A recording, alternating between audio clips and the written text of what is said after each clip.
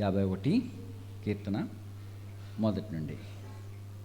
దేవా, నీ కృప చొప్పున నన్ను కరుణింపుము. నీ వాత్సల్య బాహుళ్యము చొప్పున నా అతిక్రమములను తుడిచివేయము.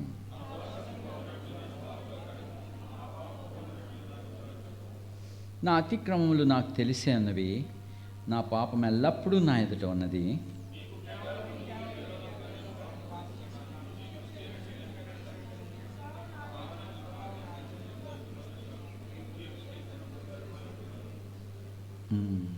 ప్రార్థించుదాం.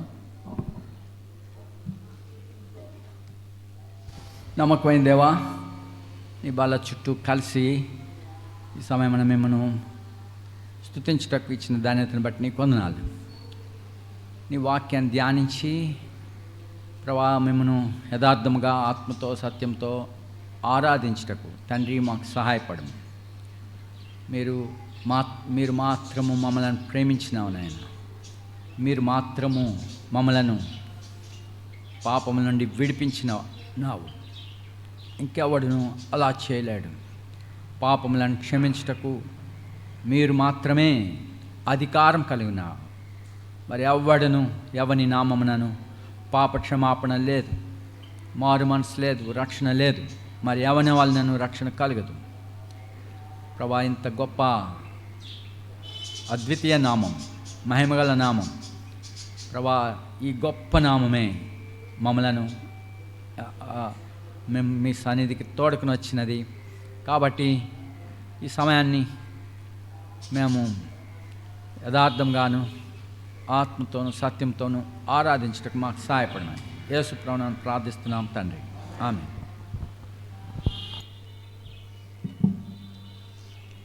ఇక్కడ 51వ కీర్తనలో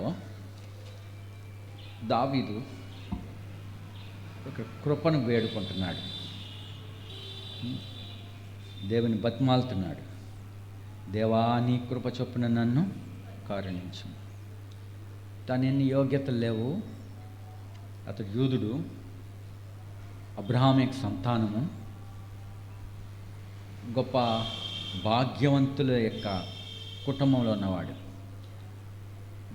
మరి యోధా గోత్రంలో నాయసోన్, ఆయన యూదుల పెద్ద, ఆయన కుమారుడు సల్మాన్, మరి బోయజు, ఓబేదు, యెషై, ఇంత భాగ్యవంతుల యొక్క వంశములో ఉన్నవాడు. అతిశయించటకు ఎన్నో సంగతులు ఉన్నాయి అతనికి. అతడు యుద్ధ నేర్పరి, బాగా సితారాను వాయించగలడు, సౌందర్యవంతుడు. ఎన్ని అనుభవాలు, ఎన్ని యోగ్యతలు ఆయనకున్నాయి. అయితే అతడు సైతము దేవుని కృప ద్వారా తప్ప మరి కరుణించబడలేదు. మరి అతను సైతం పాపం చేసినవాడు, పాపంలో పడినాడు. అయితే ఇక్కడ ప్రభు యొద్ద కృప ఉన్నది, అది గుర్తించినాడు. అతనికి కృప దూరం చేయలేదు దేవుడు. అయితే కృపను త్రోసేసేటి వాళ్ళు, దేవుని కృపను త్రోసేటి వాళ్ళు కూడా ఉంటారు. చూడండి, యోనా కూడా అవిధేయతను బట్టి తాను అగాధంలో పడి ఉన్నాడు. అయితే ఇవన్నీ మన దోషములన్నింటినీ భరించడానికి ప్రభువైన యేసుక్రీస్తు కూడా పాపముగా చేయబడ్డాడు. అయితే ఆయన పాపి కాదు, ఆయన పాపరహితుడు, దోషరహితుడు. మనందరి దోషాలు ఆయన మీద వేయబడ్డాయి. మన నిమిత్తం ఆయన పాపముగా చేయబడ్డాడు. ఇక్కడ యోనాను చూద్దాము. యోనా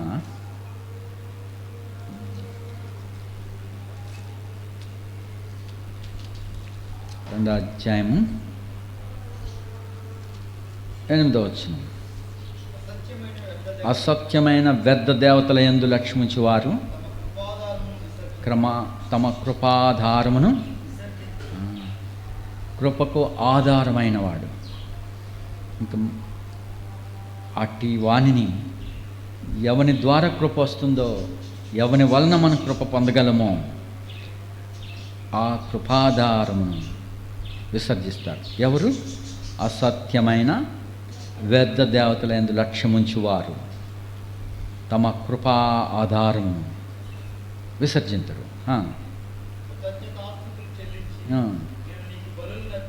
కృతజ్ఞతాస్తుతులు చెల్లించి నేను నీకు బలులు నర్పిస్తాను. సో దేవుని కృపను మనం వ్యర్థం చేసుకోకూడదు. ఎంతో కృప మన ఎడల దేవుడు చూపిస్తున్నాడు. అందుకే అపోస్తలులు కూడా చెప్తున్నారు, మీ మధ్య చేయబడిన కార్యములను చెడగొట్టుకోవద్దు. ఇంకో మాట, దేవుని కృపను నిరర్ధకం చేసుకోవద్దు, కృపను వ్యర్థం చేసుకోవద్దు అని చెప్తున్నాడు. ఇప్పుడు ఇక్కడ గుర్తించినాడు కృపాధారం. ఇక్కడ నాకు ఆధారం అంటున్నాడు. మరి సౌలు తనకి ఇవ్వబడిన కృప మర్చిపోయాడు. తన దృష్టిలో తాను అల్పుడిగా ఉన్నప్పుడు దేవుడు అతన్ని ఏర్పరచుకున్నాడు, ఇశ్రాయేలీయులకు రాజుగా చేశాడు. ఆయనను దేవుని కృపను నిర్లక్ష్యం చేసుకున్నాడు, దేవునికి కృతజ్ఞతాస్తుతులు చెల్లించలేదు. అందుకే అతడు తప్పులు చేయటానికి, పొరపాటులో పట్టడానికి, శోధనలో పడిపోయినాడు, కృపను వ్యర్థం చేసుకున్నాడు. అందుకే దావీదు భయపడిపోయినాడు. దేవుని కృపను అతను వ్యర్థం చేసుకున్నాడు. సౌలు, అతనికి ఇవ్వబడిన దేవజనుడు సమూయేలుని అతడు త్రోసివేసుకున్నాడు. సమూయేలు అతని దగ్గరకు అతను అవిధేయత చూపించడాన్ని బట్టి సమూయేలు అతన్ని దర్శింప వెళ్ళలేదు. కానీ అతని నిమిత్తం ప్రతిదినం ఏడుస్తూ వచ్చినాడు. అతను ఎందుకు దర్శించలేదు? ఆత్మల గురించి భారం లేదా ఆయనకి? ప్రజల గురించి పట్టింపు లేదా? ఆయన ప్రవక్త. మరి గొర్రె అయితే ఎదకొచ్చు, కానీ కుమారుడైతే ఎదకక్కర్లే, వాడే బుద్ధి వచ్చి రావాలా. అలాగే తండ్రి వలె ఎదురు చూసినాడు. చచ్చిపోయే వరకు కూడా రాలేదు సౌలు. అయితే అనుదినం ఏడుస్తూ ఉంటే ప్రభు ఒకరోజు చెప్పాడు, ఎంతకాలం ఏడుస్తావు సౌలు గురించి? నేను అతను త్రోసివేసినాను అని చెప్పాడు. అయితే నా హృదయానుసారుడైన వ్యక్తిని నేను కనుక్కున్నాను. నువ్వు పోయి యెషయా కుమారులో ఒకరిని నా కొరకు రాజుగా ఉండటానికి అతన్ని ప్రత్యేకించు, అభిషేకించు అని పంపించినాడు. సౌలు దేవుని కృపను వ్యర్థం చేసుకున్నాడు. అతనికి ఇవ్వబడిన దైవజనుని త్రోసివేసుకున్నాడు. అతడు ఎరగలేదు, అతని ప్రేమను ఎరగలేదు, అతని గద్దింపు ఎందుకో అతడు ఎరగలేదు. తర్వాత ఏడ్చినా ఏమి లాభం?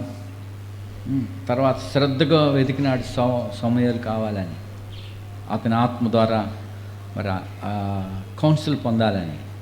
కౌన్సిల్ ఇవ్వగలిగిన టైంలో అతడు త్రోసివేసుకున్నాడు. అయితే ఇదంతయు దావీదు ఎరుగును. దావీదు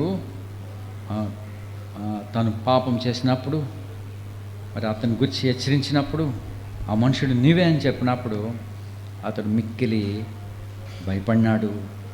మరి వెంటనే ఒప్పుకున్నాడు.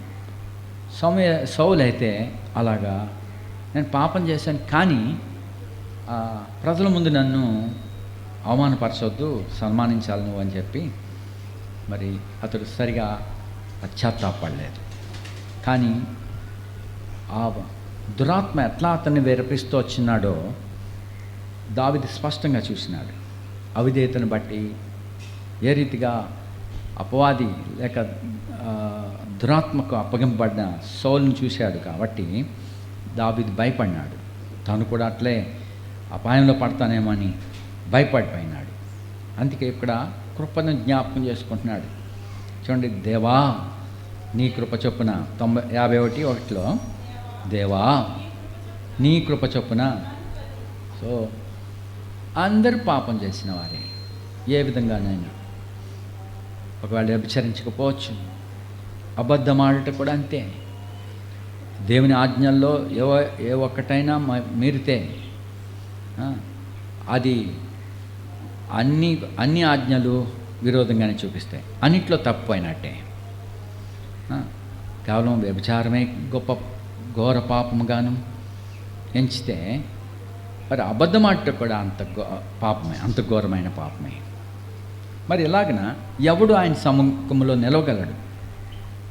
ఎవడు దేవుని సన్నిధిలో నిలవగలడు? 24వ కీర్తనలో చూడండి, 24:3 యెహోవా పర్వతమునకు ఎక్కతగిన వాడెవడు? ఆయన పరిశుద్ధ స్థలంలో నిలవ తగిన వాడు ఎవడు? 15వ కీర్తనలో కూడా 1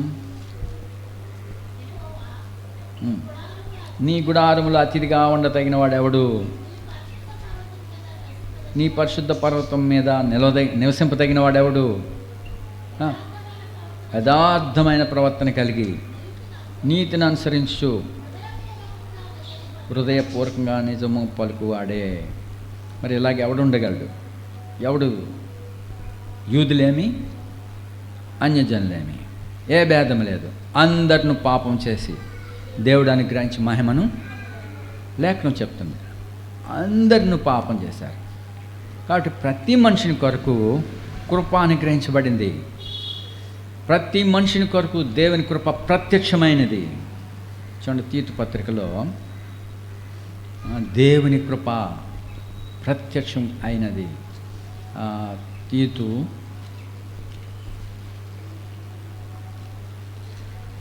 2వ అధ్యాయం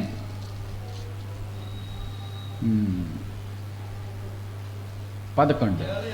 ఏలనగా సమస్త మనుషులకు రక్షణకరమైన దేవుని కృప ప్రత్యక్షమైనది. సో సమస్త మనుషులకు, ప్రతి జాతి, ప్రతి భాష, యూదులేమి అన్యజనులేమి. యూదులు గొప్పయే చెప్పాలంటే, వారు అబ్రహాము యొక్క సంతానం, నిబంధన వారిది, దేవుడు వాడు, వారిని సర్వజనుల మధ్యలోంచి తన కొరకు ప్రత్యేకించుకున్నాడు. అట్టి వారిలో యూదా గోత్రంలో ఈ దావీదు కూడా చాలా ప్రత్యేకమైన వాడు.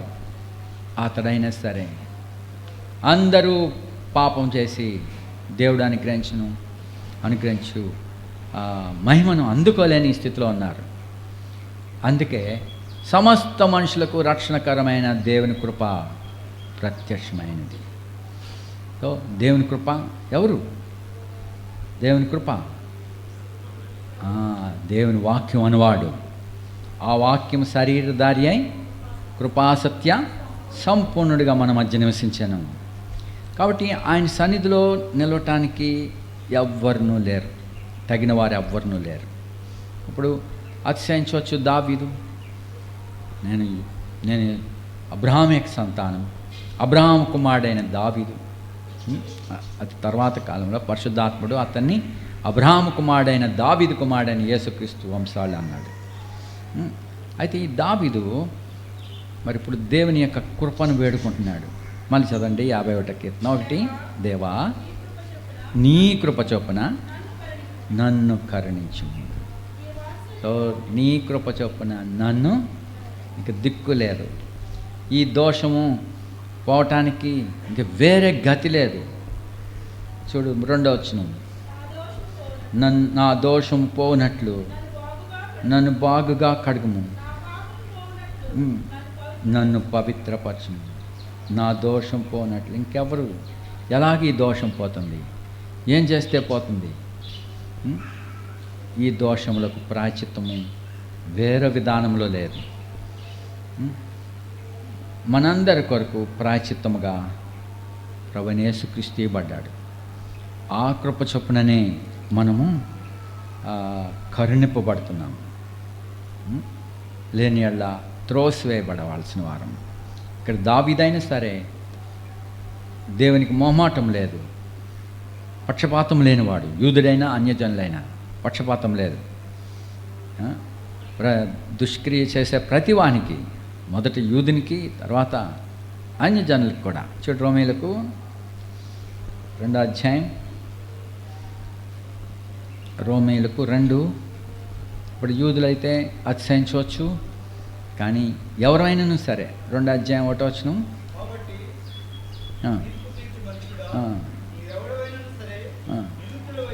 ఆ. దేని విషయంలో ఎదుటి వానికి తీర్పు తీర్చున్నావో,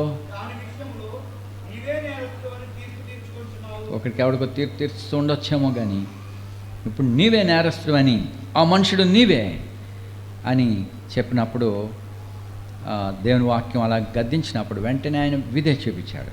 ఇక్కడ కూడా పరిశుద్ధాత్ముడు గద్దిస్తున్నాడు. నువ్వెవడమైనా సరే జవాబు చెప్పుకోలేని వాడుగా ఉన్నావు.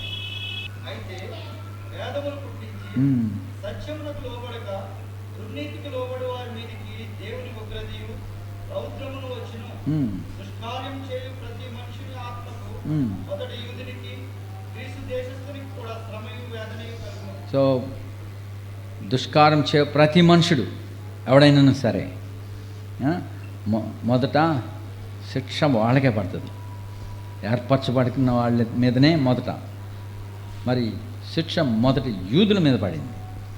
మొదట యూదునికి గ్రీసు దేశస్తునికి కూడా శ్రమయు వేదన కలిగింది.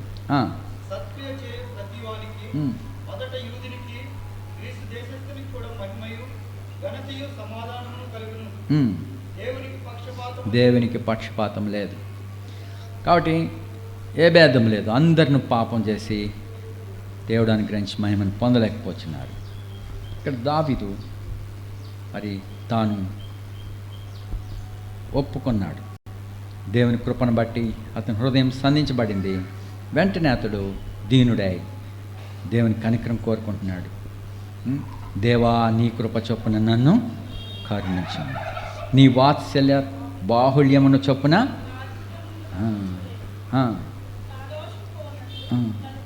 సో ఇంకెక్కడ దిక్కు లేదు. ఆయనే మన కృపాధారమైనాడు. ఇది అది మాత్రమే కలిగి ఉన్న మనము ఆయనను మాత్రం ఆరాధించవాలని. ఆరాధన అంటే అది.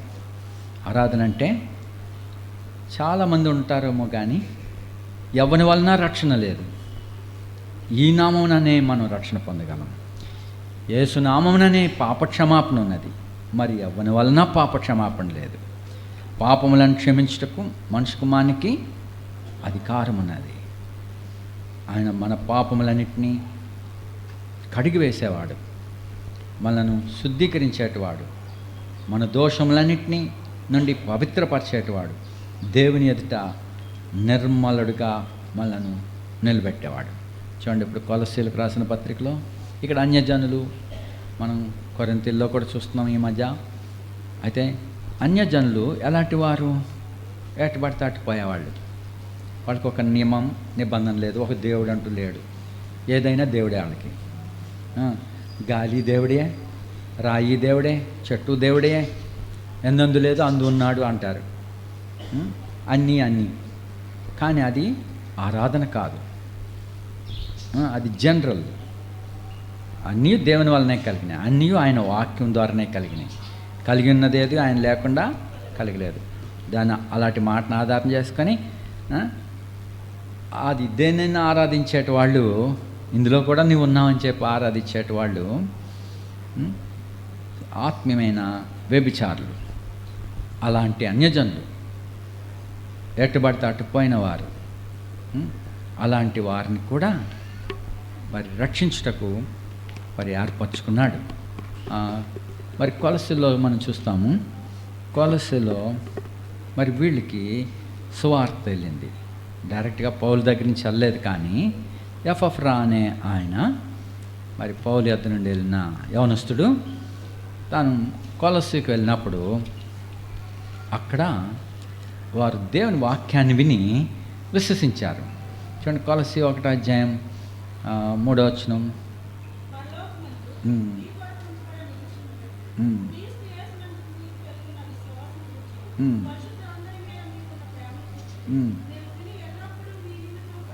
సో ఇక్కడ వాళ్ళ గురించి విన్నాడు, అందుని బట్టి దేవునికి కృతజ్ఞత చెల్లిస్తున్నాడు.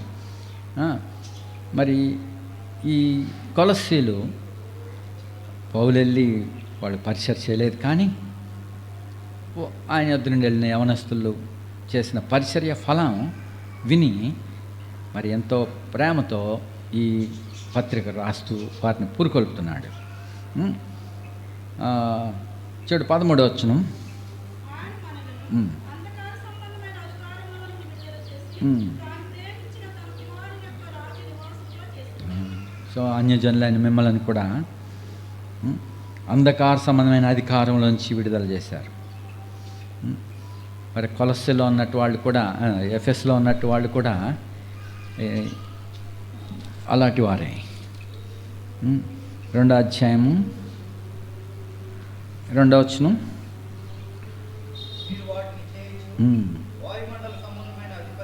సో వాటిని చేయొచ్చు అంటే వాయుమండల సంబంధమైన అధిపతి ఎలా ప్రేరేపిస్తున్నాడో అలా చేయటం. అలాంటి అవిధేయులు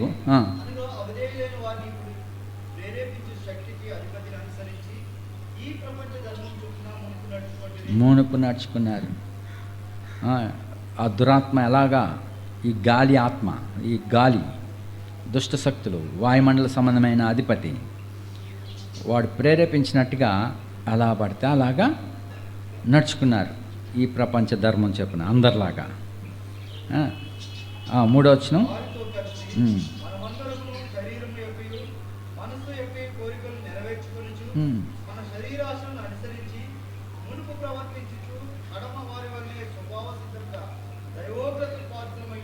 అందరిలాగానే కడమవారి వల్లనే.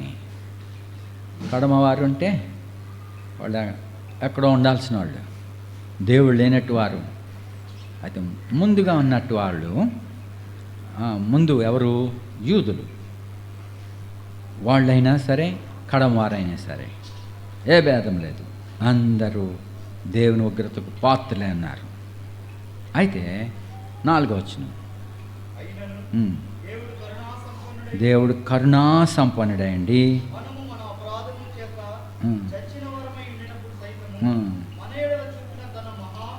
తన మహాప్రేమ చేత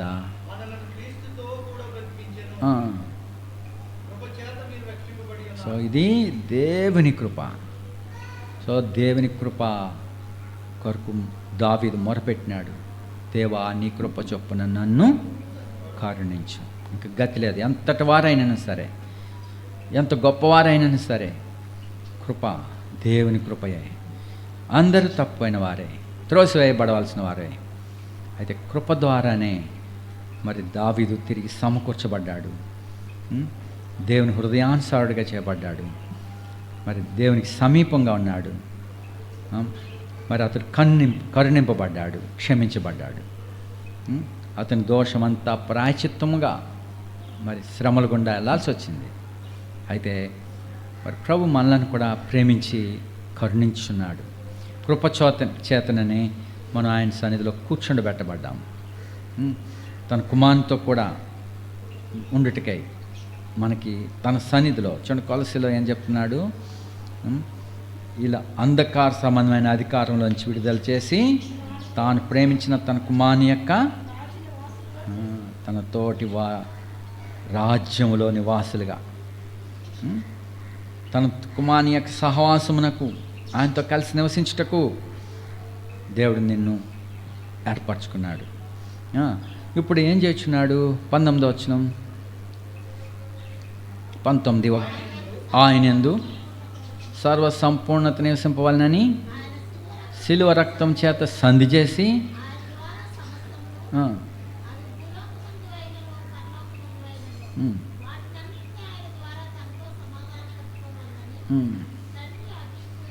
తండ్రి అభిష్టమైన భూలోకంలో ఉన్నవైనా పరలోకంలో ఉన్నవైనా తనతో సమాధాన పడటానికి యేసుక్రీస్తు ప్రభు రక్తము ద్వారానే మనను సమాధానపరచబడ్డాం. లేకపోతే విరోధం పడదు. సమాధానం అంటే పరలోక సంబంధమైనది, భూ సంబంధమైన ఈ రెండు కలపాలంటే కలవు. చూడండి, మన శరీరంలో, మన ఇక్కడున్న జీవితంలో మనకి ఇవ్వబడిన దేహము ఈ భూ సంబంధమైంది, ఈ మంటి నుండి తీయబడింది, ఈ భూమికి సంబంధించింది. దీని మీద నుండి మనం ఇంకొక గ్రహానికి వెళ్ళిపోదామని ఒకవేళ ఈ ఆకాశంలో ఏదైనా సాధన చేసుకొని పైకి వెళ్ళావు, వెళ్ళిపోతే ఈ శరీరం తట్టుకుంటుందా? ఆ వాతావరణానికి పడదు. ఈ సూర్యుని ఓజోన్, ఇక్కడ భూమి చుట్టూ ఉన్న ఓజోన్ దాటి పైకి వెళ్ళామా, ఆ కాంతి కిరణం పడిన వెంటనే నల్లగా అయిపోతుంది. సూర్యునిలో అనేక కిరణాలు ఉన్నాయి, అనేక కిరణాలు. ఆ కిరణాలు మనకి ఫిల్టర్ అయ్యి వస్తున్నాయి, అందుకే మనం ఇలాగ క్షేమంగా ఉన్నాం. లేకపోతే ఆ కిరణాలు మన మీద పడినాయి అంటే మాడిపోతాం. ఉదాహరణకి ఈ మనుషుల ద్వారా ఎక్స్రే కిరణాలు తీస్తున్నారు కదా. ఎక్స్రే కిరణాలు ఎంతసేపు తీస్తారు మనలోను? ఒకవేళ మన ఊపిరితిత్తులో ఎముకలను మరి పరీక్షించడానికి ఎక్స్ కిరణాలు మనలో పంపించినప్పుడు ఎంతసేపు ఆ ఫోటో తీయటానికి ఎంతసేపు పడుతుంది? క్షణం అంటే ఒక సెకండ్ అనుకో, సెకండ్. ఆ సెకండ్ని ఎంత 100 భాగాలుగా విభజించి ఆ 100 భాగాల్లో 0.05 అంత విభజిస్తారు. ₹1 5 పైసలుగా విడదీస్తారు. ఎన్ని 5 పైసలు పెడితే రూపాయి అవుతుంది? 25 పైసలు పెడితే 5 పైసలు పెడితే 100 అవుతుంది కదా, 25 పైసలు. అలాగా 0.5 ఇంకా చంటి పిల్లలు తీయాలంటే 0.03 అంత సెకండ్ని ఫోకస్ చేస్తారు. ఇంకా ఎక్కువ అయితే ఏమవుతుంది? 1 సెకండ్ తీశారనుకో, చంటి పిల్లలకి నైపుణ్యం లేని ఈ టెక్నీషియన్స్ ఉంటారు, వాళ్ళు కేర్లెస్గా పెడతారు. అలాంటి చోట్ల ఆ కిరణాలు అపాయకరమైనవి. ఆ పిల్లలకి ఇంకా మేలుకు ప్రతిగా కీడు జరుగుతుంది. ఇంకా ఆ ఎక్స్ కిరణాలకి ఆ లేత చర్మంలో, లేత ప్రాయంలో ఉన్నటువంటి కణాలు నశించిపోతాయి. అది అపాయం.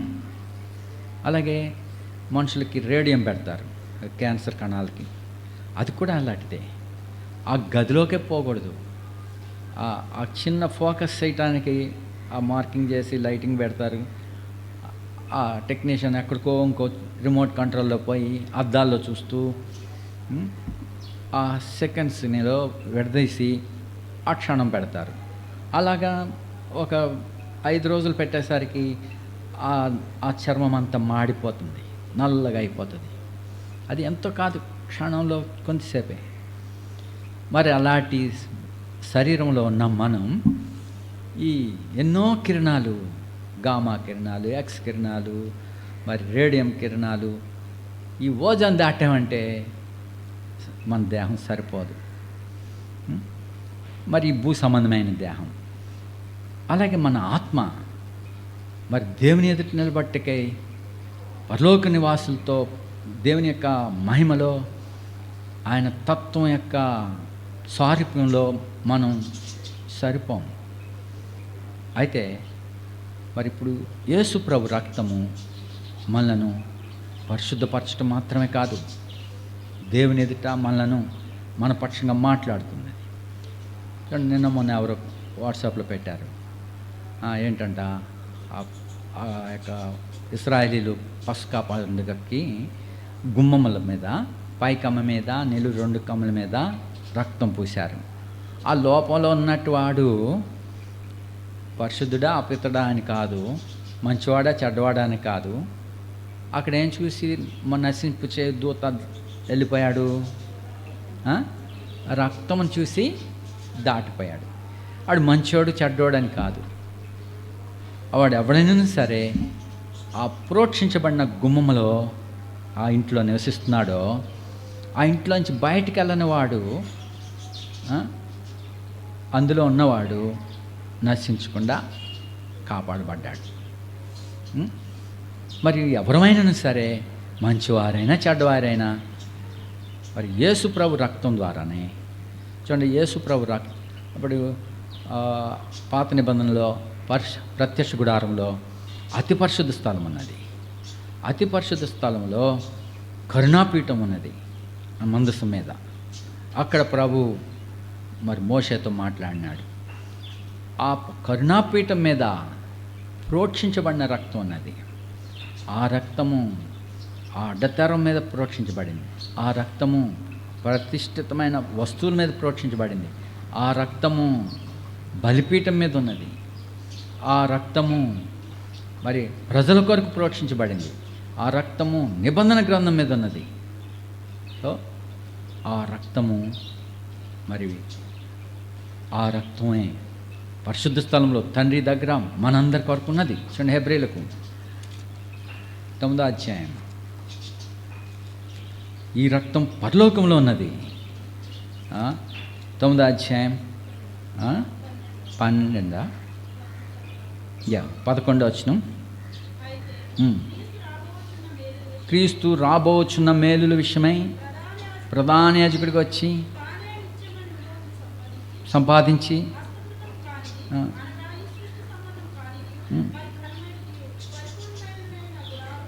పరిపూర్ణమైన గుడారం ద్వారా. సో ఇక్కడ ప్రభు తన రక్తం ద్వారా ప్రవేశించినాడు పరిశుద్ధ స్థలంలో. ఏ స్థలం అది? అతి పరిశుద్ధ స్థలంలో. ఎవడిని సమీపించలేడు. ఆ స్థలంలో ప్రవేశించాడు. చూడు 23వ వచనం.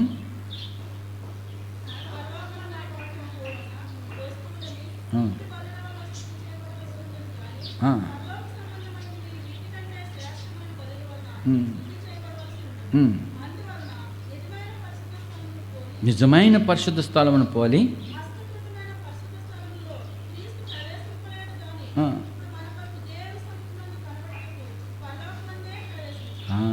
పరలోకంలోనే ప్రవేశించినాడు.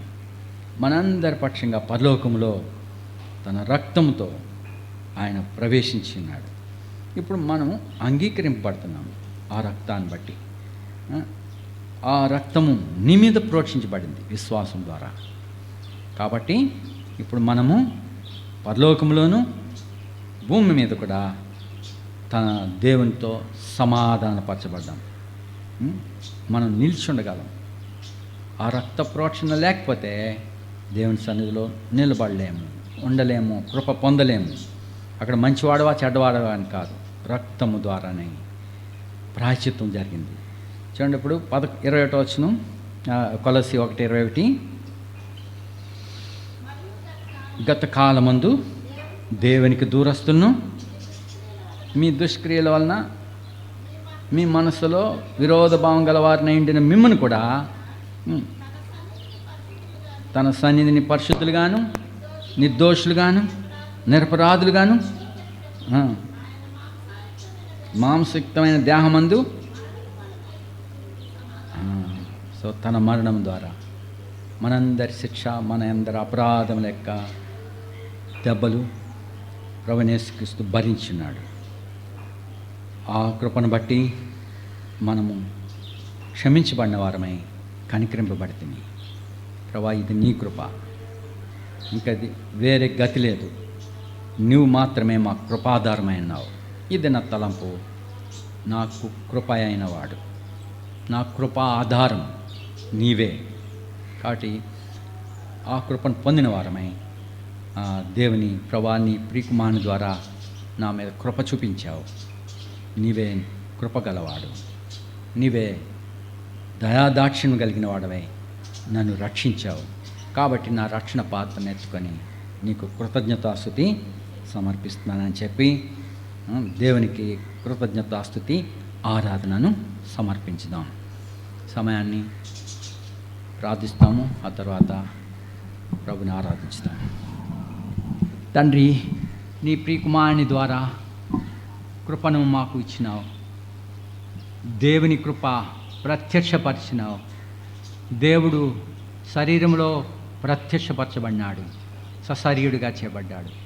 ఈ కృప దేవుని కృప అని చెప్పబడిన యేసు, ఆయనను మాకు కృపాధారంగా ఇచ్చావు. ప్రభా, యూదులైనా అన్యజనులైనా, ఈవెన్ దావీదైనా సరే, ఎంత గొప్పవాడు, ఎంత గొప్ప వంశము ఆయనను, అతడు దేవా నీ కృప చొప్పున నన్ను కరుణించమన్నాడు. తను కృపాధారంగా చేసుకుని ఉన్నాడు. ప్రభా, మేము నీ కృప మీద ఆధారపడుతున్నాము. మాలో ఏ యోగ్యత లేదు. నీ ఉచితమైన కృపను బట్టియే నీ ప్రియకుమారుని రక్తము మా కోసం, నా కోసం ప్రోక్షించినావు. అందును బట్టే నీ సన్నిధిలో నిర్దోషినిగా, నిందారహితునిగా, నిరపరాధులుగా నిలబెట్టకు యేసుక్రీస్తు ప్రభు ద్వారా తండ్రి మీతో సమాధానపరుచుకున్నావు. ఇది నీ కృప. అలాగ ఇంకెవడు మాకు సహాయం చేయలేదు, మీరు మాత్రమే పూజనీయుడు, ఆరాధనకు పాత్రుడు అని మా తలలు వంచి కృతజ్ఞతాస్తుతి ఆరాధనను యేసుక్రీస్తు ప్రభువును సమర్పిస్తున్నాం తండ్రి. ఆమేన్.